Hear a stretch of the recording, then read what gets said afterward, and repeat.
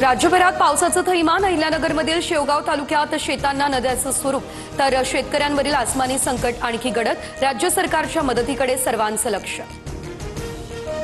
नांदेडमध्ये गोदावरी नदीने ओलांडली धोक्याची पातळी. नवघाट ओसरणीला जोडणारा पूल पुराच्या पाण्याखाली.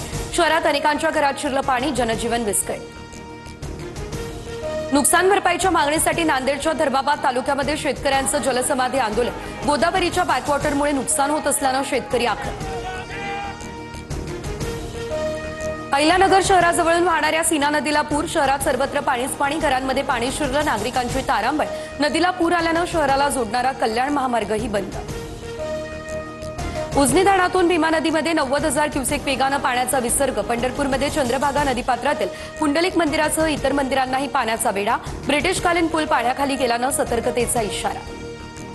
छत्रपती संभाजीनगर जिल्ह्यातील शिवना नदीला पूर तर मुंबई नागपूर महामार्ग वाहतुकीसाठी बंद.